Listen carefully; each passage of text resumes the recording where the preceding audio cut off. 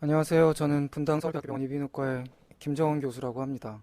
코로나 때문에 많이들 힘드시죠? 그래서 이렇게 직접 대면을 못하고 비대면으로 뵙게 돼서 조금 아쉽기는 하고요. 오늘 제가 준비한 내용을 여러분과 함께 공유하도록 하겠습니다.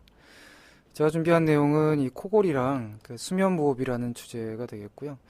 이걸 수술적으로 치료하는 방법 또는 그 외의 기타 치료 방법과 그리고 라이프 스타일을 교정하는 것이 얼마나 중요한지 그거에 대해서 여러분과 함께 공유하도록 하겠습니다.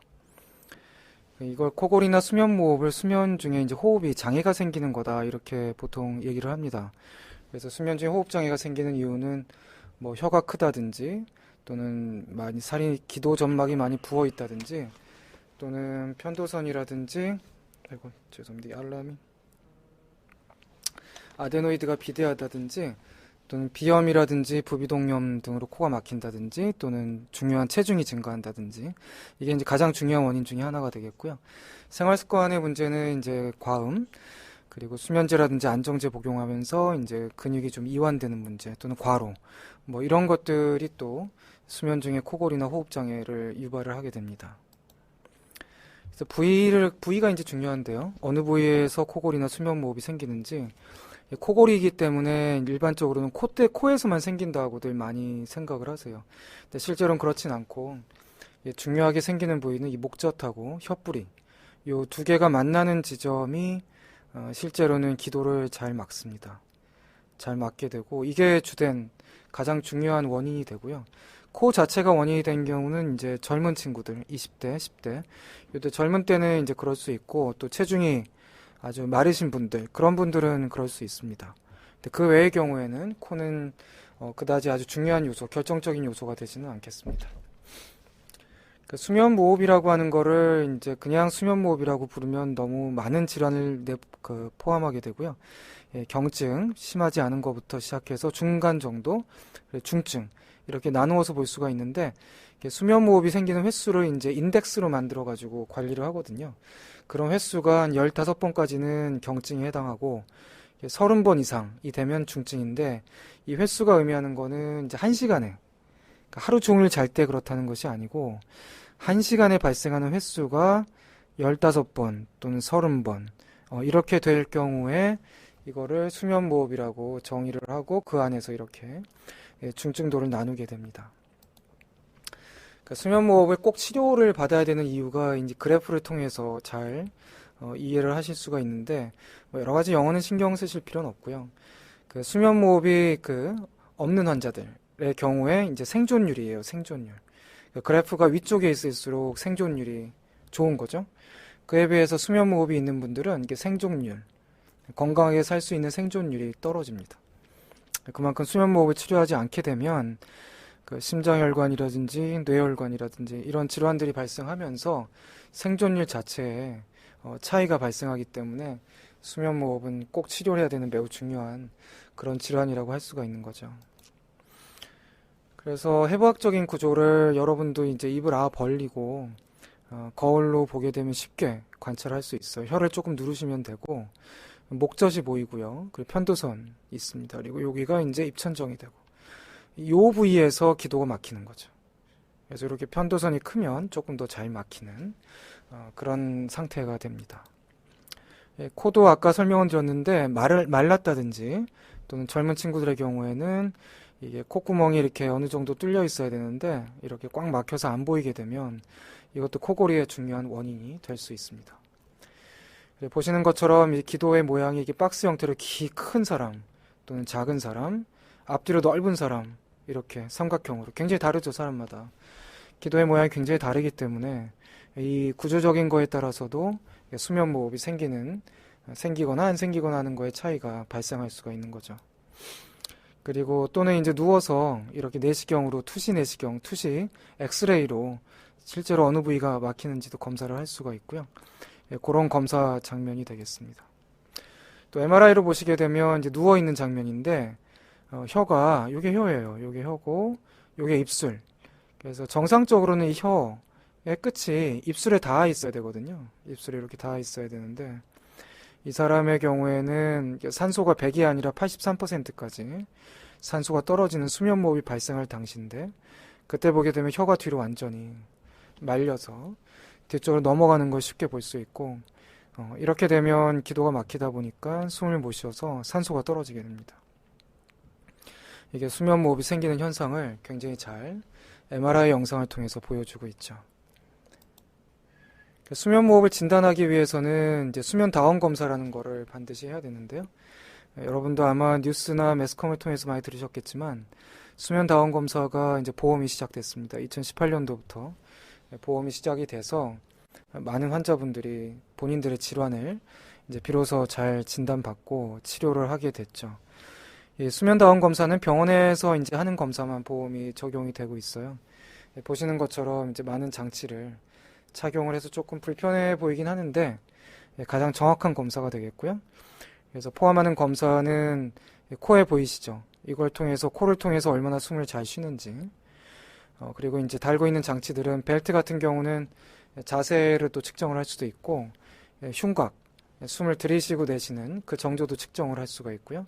여기 보시기에는 굉장히 많은 선들이 꽂혀 있는데 이런 걸 통해서 또 EEG라고 해서 뇌파도 측정을 할 수가 있어요. 이런 게 필요한 이유는 수면무호흡이 생길 때마다 환자분들이 깨게 되거든요.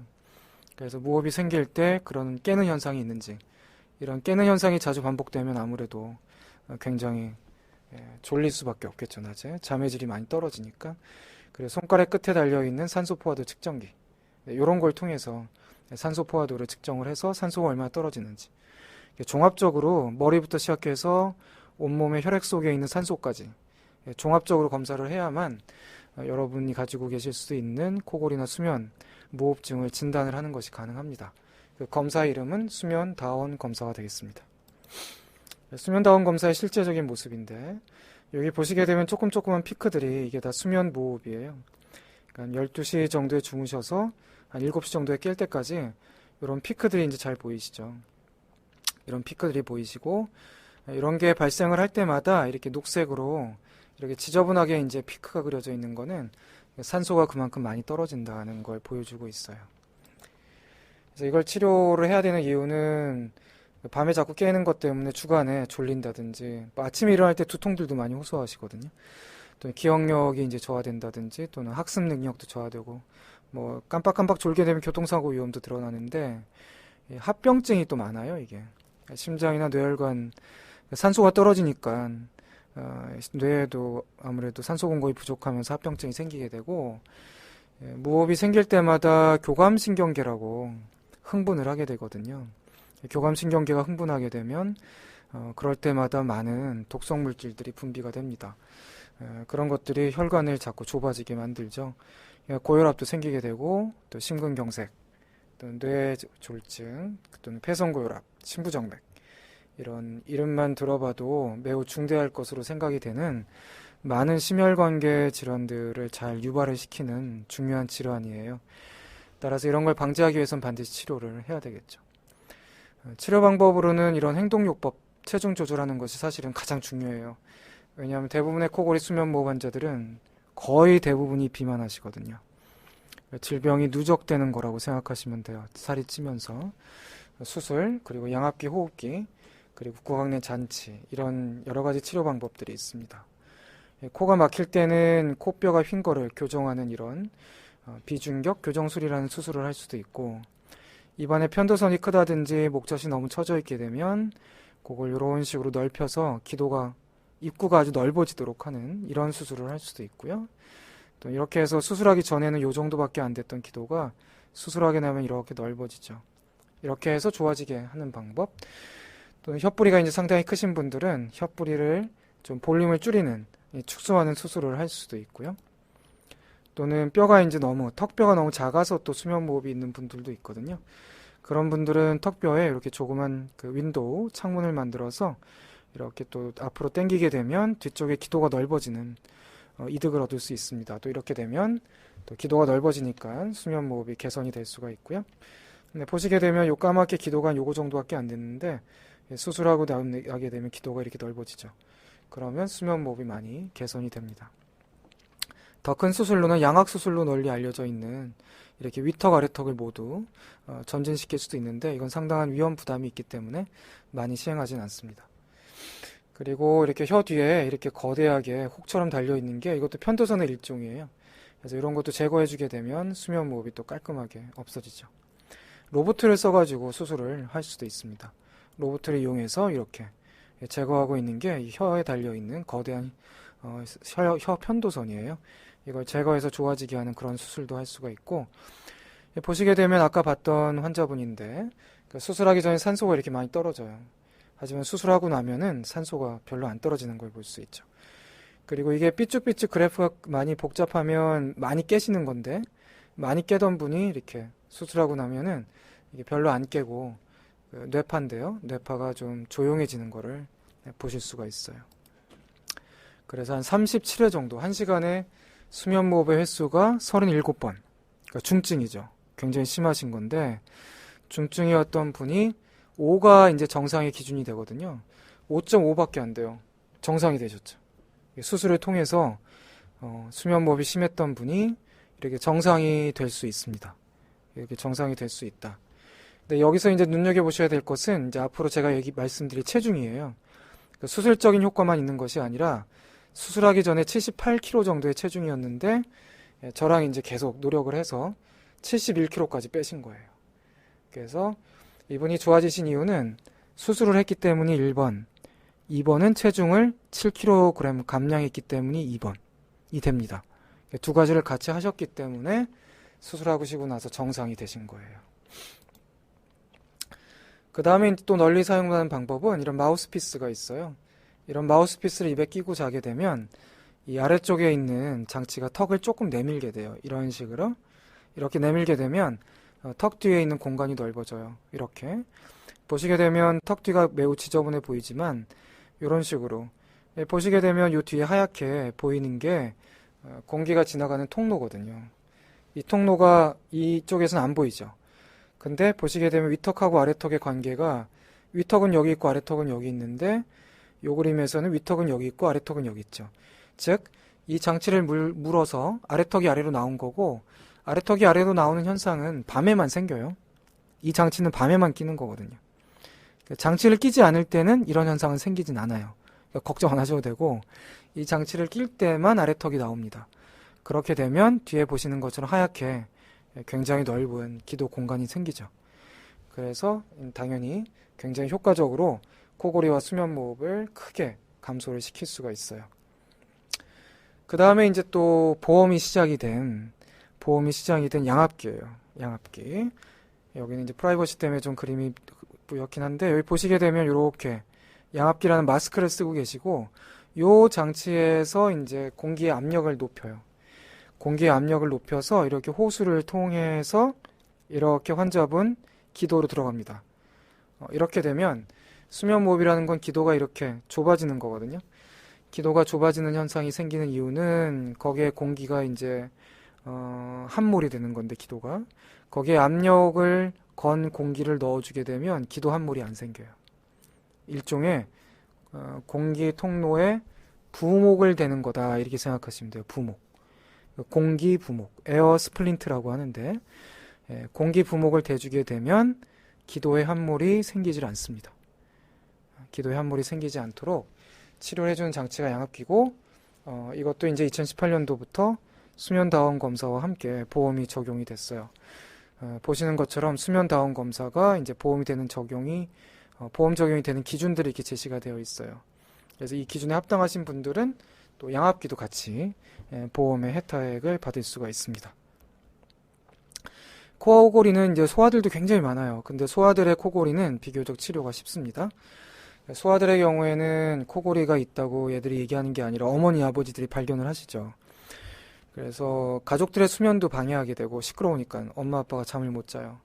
그리고 아이들의 경우에는 본인들의 집중력이 떨어졌다고 절대 얘기하지 않죠. 근데 옆에서 보면 꾸벅꾸벅 졸기도 하고 아이들이 굉장히 산만하고 이런 아이들의 수면이 굉장히 안 좋은 경우가 많아요.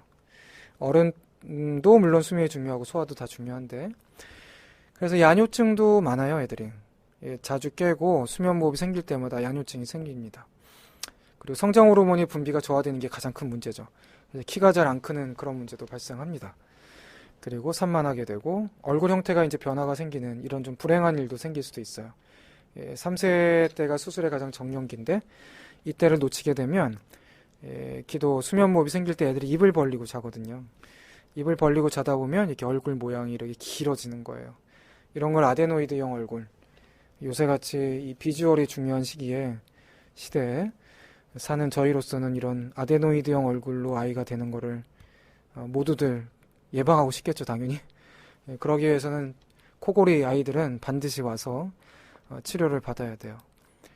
그런데 코골이 아이들의 치료가 왜 쉽냐 하면은 원인이 되기는 교정이 쉬운 원인들이에요. 편도선이 크거나 아데노이드가 크거나 이런 아이들은 수술하면 아주 좋아지거든요. 알레르기 비염은 또 약 먹으면 되고 부비동염 뭐 수술도 가능하고요. 굉장히 큰 편도선 때문에 기도가 요거밖에 안 돼요. 이런 애들은 또 이게 키가 안 크냐 하면은 성장 호르몬이 적어서도 그런데 편도선이 너무 커서 음식을 잘 못 삼켜요, 애들이. 그래서 밥을 잘 안 먹으려고 하니까 키가 잘 안 클 수밖에 없죠. 그 다음에 코 뒤에 있는 아데노이드는 입을 벌려가지고는 안 보여요. 이거는 입을 벌려서는 안 보이고 내시경, 애들은 내시경은 좀 어렵고 엑스레이를 반드시 찍어야만 진단이 됩니다. 보는 것처럼 이게 정상 기도예요, 까만 게. 근데 여긴 어때요? 이렇게 하얗게. 엄청나게 큰 아데노이드란 이름을 가지는 코 편도선. 코 편도선 때문에 자연적으로 이렇게 입이 벌어져요. 낮에도. 밤에는 입이 더 벌어진단 말이죠. 이렇게 되면 애들 얼굴이 길어지게 되고 치아에 부정교합이 생겨요. 그래서 이런 걸 예방하기 위해서 수술을 합니다. 수술을 하게 되면은 엄청 좋아져요. 소아 코골이 무호흡은 치료가 쉽다는 걸 반드시 인지하시고 자제분들 또는 손자 손녀들 코골이나 무호흡이 있으면 병원으로 반드시 데리고 와야 됩니다. 그 다음에 마지막으로 가장 중요한 게 라이프 스타일이라고 말씀을 드렸는데 가장 중요하면서 어떤 분들은 가장 개선이 쉽고 대부분의 분들은 개선이 가장 어렵고 그래요. 잘 아시겠지만 암보다 치료가 더 어렵다. 이게 비만이잖아요. 살 빼는 거고. 그래서 대단히 어려워들 하십니다. 근데 가장 중요하고 가성비가 가장 좋아요. 돈이 거의 안 듭니다. 이거는. 따라서 이걸 반드시 하셔야 돼요. 방법은 식사, 운동, 금주, 금연. 그래서 체중 감량의 경우에는 지금과 똑같은 양으로 먹고 똑같이 움직이면 살은 절대 안 빠지겠죠, 당연히. 그 상태에서 밸런스가 딱 맞춰져 있으니까. 따라서 체중을 감량하기 위해서는 배가 고파야 돼요. 배가 고프지 않고는 살은 절대 안 빠집니다. 적당히 운동량을 좀 더 증가시켜야 되는데 수면무호흡이 있는 많은 분들이 50대, 40대예요. 이때 운동하라고 또 심하게 하면 다쳐요. 그렇기 때문에 과도한 운동은 안 되고 서서히 운동량을 증가시키셔야 되고 배가 고파야 됩니다. 금주는 왜 중요하냐? 이 금주에 알코올은 굉장히 살을 쉽게 찌게 만들어요. 그래서 우리 중성지방의 양도 굉장히 빨리 급격하게 늘리게 되고 복부지방으로 이 섭취하는 알코올들이 굉장히 빠른 속도로 바뀝니다. 그리고 금주하게 되면 당연히 음주를 하게 되면 당연히 또 안주가 따라오잖아요. 그리고 음주하게 되면 또 문제가 기도가 굉장히 많이 부어요. 쉽게 경험하실 텐데 술 먹고 자면 코 막히잖아요. 코가 막히는 것처럼 목젖, 그 다음에 목도 점막들이 부어요. 이런 게 계속 반복을 합니다. 따라서 음주는 이 수면무호흡의 아주 절대적인 악이에요. 악. 흡연도 마찬가지고 이 두 가지를 하면서 코골이 수면무호흡을 치료하고 싶다. 이건 어불성설입니다. 말이 절대 안 돼요. 절대 안 되는 일이라서 라이프 스타일 개선의 이 네 가지, 식사 조절, 운동 조절, 금주, 금연. 이게 왜 중요하냐 하면은 이게 이제 체중의 변화고 그 다음에 요게 이제 수면무호흡, 아까 말씀드렸던 인덱스 있다고 그랬잖아요. 수면무호흡의 인덱스 15번이냐 또는 30번 이상이냐. 살이 빠지는 거에 따라서 이게 인덱스가 이렇게 확확 줄어요. 이게 너무 확연하게 달라지죠. 이렇게 확확 준다고요. 이 체중이 얼마나 중요한지를 너무나 잘 보여주고 있는 그림들이에요. 힘들다고 포기하시면 안 되고 반드시 체중 감량을 목숨 걸고 하셔야 돼요. 그래서 저희 병원에서 개발한 여러분들의 건강을 관리하기 위한 앱인데 제가 이제 개발을 했습니다.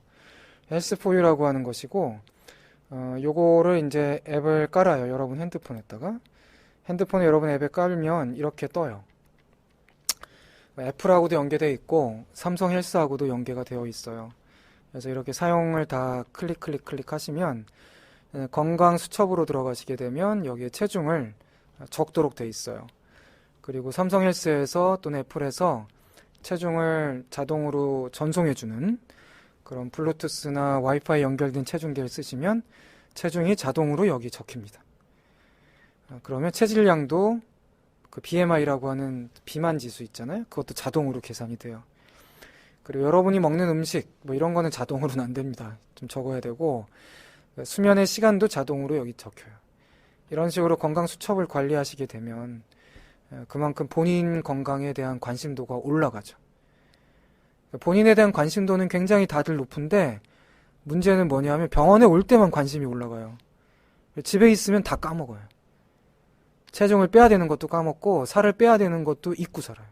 이게 이제 문제라는 거죠. 그러다가 병원에 오면 차 그걸 안 했구나. 이렇게 다시 기억하게 되는. 저도 그래요. 저도 매일같이 운동해야지 하면서도 금방 게을러진단 말이죠. 그 이유는 이러한 수첩을 통해서 또는 모바일, 요새같이 IT 좋은 시대에 이런 걸 하루에 한 번만 접속해가지고 관리를 하면 그만큼 이게 리마인드, 되새김질이 되면서 동기부여를 스스로 해줘야 돼. 이건 사실 돈을 받고 관리해주는 서비스들이 있어요. 이게 앱이 있습니다. 앱이 있는데 그 앱을 쓰는 열렬 사용자들은 다 건강한 사람들이에요. 대부분. 비만하고 이런 분들은 잘 안 써요. 그 앱을. 운동 열심히 하는 분들이 그 돈 내고 써요. 그걸. 그만큼 이게 건강에 대한 관심도가 굉장히 중요한데 아직 애플이나 삼성이 구글이 아직 이런 문제를 해결을 못하고 있어요. 그만큼 어려운 분야다. 본인들이 수고스럽지 않게 관심도를 계속 유지하면서 운동하게 만드는 것, 적게 먹도록 만드는 것, 굉장히 어려운 영역인 거는 저도 알고 있습니다. 하지만 굉장히 치료를 쉽게 할 수 있는 너무나 쉬운 방법이다 라는 거를 인지하시면 어느 정도 좀 동기부여는 될 것 같아요. 그래서 호흡을 고르게 편안하게 호흡을 하면서 충분히 7, 8시간을 자는 거, 이거는 여러분들 건강에 어떤 헛개수가 됐든 산삼이 됐든 비타민을 먹든 고기를 먹든 야채를 먹든 이런 것들 전부 다 하는 거랑 비슷해요. 중요도가. 정말 잘 자는 게, 특히 숨을 잘 쉬면서 잘 자는 거, 조용하게 잘 쉬면서, 이거는 정말 여러분들 건강에 있어서는 핵심적인 요소입니다. 모든 사람이 너무 까먹고 살아요. 이거를 절대 까먹지 않도록 하기 위해서 제가 이 슬라이드를 준비했고, 8시간을 자기 때문에 중요한 게 아니고 8시간 자는 동안에 조용하게 숨을 쉬면서 자야 된다. 그래야만 그게 8시간 수면의 값어치를 합니다. 그래서 이상으로 오늘 제가 준비한 강의는 마치도록 하겠습니다. 감사합니다.